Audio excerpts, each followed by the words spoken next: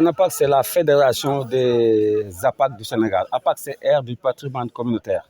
Les APAC, c'est des sites de conservation communautaire. Parce que dans la nomenclature de l'environnement, il y a ce qu'on appelle les aires protégées, les parcs nationaux qui sont gérés par l'État exclusivement, avec le service des eaux et forêts ou bien la direction des parcs nationaux. Il y a les forêts classées gérées par le service des eaux et forêts. Il y a ce qu'on appelle aussi l'aire marine protégée, les AMP. C'est une cogestion. C'est géré par l'État et les communautés. Mais il y a un troisième larron qui est venu qui s'appelle APAC. C'est les aires du patrimoine communautaire qui sont gérées par les communautés et pour les communautés, exclusivement les communautés. Ce qui différencie les APAC et les AMP, c'est la gouvernance. Parce que la gouvernance au niveau de l'aire marine protégée, c'est une cogestion. L'État met en place un conservateur et son équipe. Les populations mettent en place un comité de gestion, donc ce qu'on appelle la co-gestion. Or, au niveau des APAC, tout le début, c'est les populations, la terminus, c'est les populations. Parce que les APAC aussi sont venus pour corriger, pour réamener ce que nos parents avaient fait dans leur conservation. Parce que nos parents, la conservation est un problème, est un défi très ancien pour les communautés. Parce que les communautés vivaient de la biodiversité. Ça allait de leur survie. Donc, cause pour laquelle ils géraient avec une gouvernance inclusive, mais exclusivement avec les populations. C'est ça les APAC. On veut restaurer cette manière de faire. Parce que moi, j'ai l'habitude de dire que tous les parcs ici au niveau du Sénégal, il n'y a pas un parc qui a eu 60 ans. Donc, c'est récent. À part Nyokolokoba, tous les parcs, c'est vers 70, 71, 72, 76. Les parcs et réserves et les AMP, c'est après 70. À part Nyokolokoba. Donc, je dis que ceux qui ont créé les parcs nationaux, ceux qui ont créé les aires marines protégées, ceux qui ont créé ne sont pas venus dans les déserts pour créer des parcs. Ils ont trouvé quelque chose. Et ce qu'ils ont trouvé, quels sont les gens qui préservaient ça? Ce sont les communautés, ce sont les parents. Et ils sont venus maintenant amener une autre méthode de gestion qu'on appelle la militarisation de la conservation. Avec des officiers, avec des militaires, avec des armes, avec des véhicules, et avec de très grandes distances. Et on dépense beaucoup d'argent pour la conservation et ça n'amène à rien parce qu'à ses limites. Or, la conservation de la communauté communautaire, ça ne demande pas beaucoup de moyens. Ça demande des volontés et un accompagnement. Parce que chacun conserve son entourage. Comme on dit en Wolof, qu'elle ne connaît que Bobalé Sibunduker, affaire B7, de B7. Donc c'est ça la conservation communautaire. C'est pas une zone côtière, mais moi je suis en face du fleuve. Il y a de l'eau ici. Donc les eaux sont très fragiles. C'est un écosystème très fragile, avec les formes de pollution, d'origine agricole, les pesticides autres. Il y a ce qu'on appelle les pollutions d'origine ménagère, avec les déchets ménagers autres. Il y a ce qu'on appelle aussi les impacts négatifs des grands projets, qu'on parle avec le pétrole et autres, communautaires pour défendre leur environnement et pour minimiser les impacts négatifs. La plus grande difficulté au niveau des APAC, c'était la non-reconnaissance officielle. Parce que si tu vas dans le code forestier ou bien dans le code de l'environnement, tu vas voir qu'est-ce que c'est que parcs nationaux avec la définition. Tu ouvres, tu trouves qu'est-ce que c'est que réserve communautaire, il y a une définition. Tu ouvres qu'est-ce que c'est que AMP, il y a une définition. Mais tu ouvres, tu ne trouves pas APAC. Cause pour laquelle, s'il y a des problèmes, le juge ne peut pas se baser pour sanctionner ceux qui détruisent les APAC.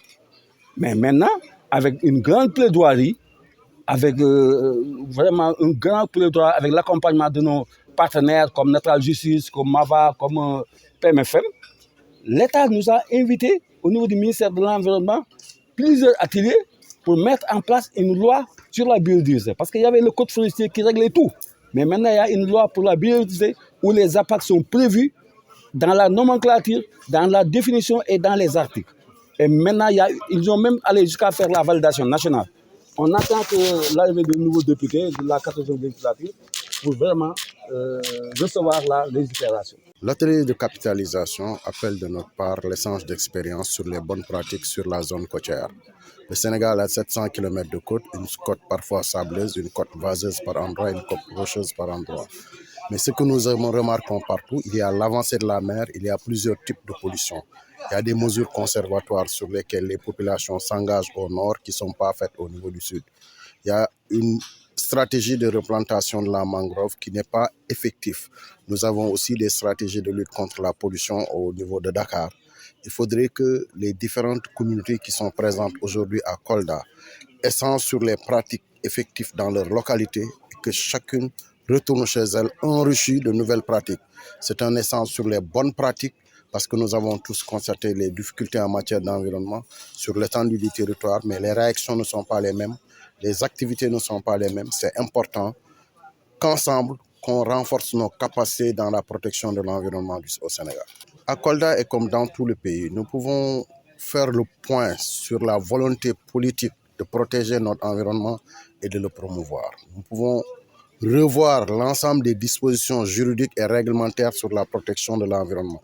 Mais qu'est-ce qui est fait effectivement sur le terrain? Nous avons un fleuve sur Kolda. Quels sont les risques d'inondation fluviale? Quel est le niveau de pollution? Qu'est-ce qu'il faudrait faire en matière de drainage? Qu'est-ce qu'il faudrait faire en matière d'avancée de la langue saline pour permettre aux terres situées en amont d'être cultivées? Donc voilà un ensemble de questions qu'il est important de partager sur le fleuve Casamance, qu'il est important de voir l'expérience au niveau du fleuve Sénégal avec le barrage de Djout. Qu'est-ce que les gens font pour lutter contre la pollution du fleuve et qu'est-ce qu'il y a effectivement lieu de faire en termes de drainage.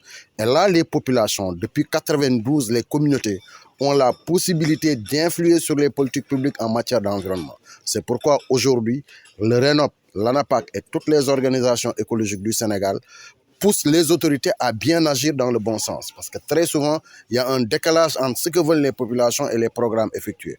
Donc aujourd'hui, en matière de cogestion, il est important que les agents du ministère de la Forêt, que d'une manière interdisciplinaire, que tous les ministères se retrouvent avec les communautés pour voir les bonnes pratiques et les essaimer. Donc c'est l'objectif qu'on a ici et qu'on aura à Kolda et ailleurs.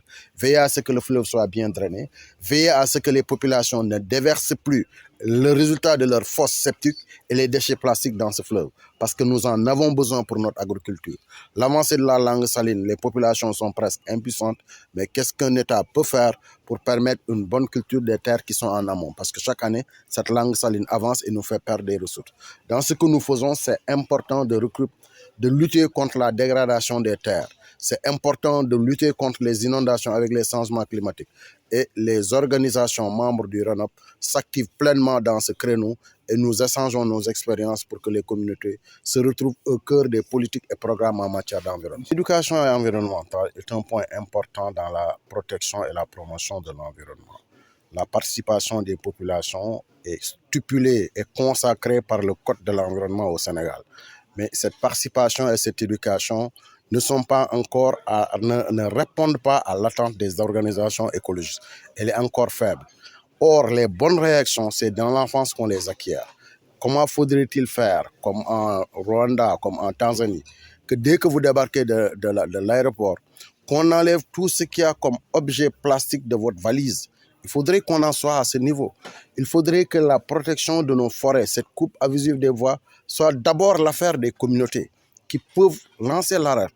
Il faudrait dans des zones comme la mienne, au niveau de Anne, où la pollution de la mer est extraordinaire, il faudrait que dès l'enfance, qu'on commence à habituer aux enfants pour leur dire que la mer est importante pour notre économie, la mer est importante pour notre nutrition, la mer n'est pas un objet de salissure.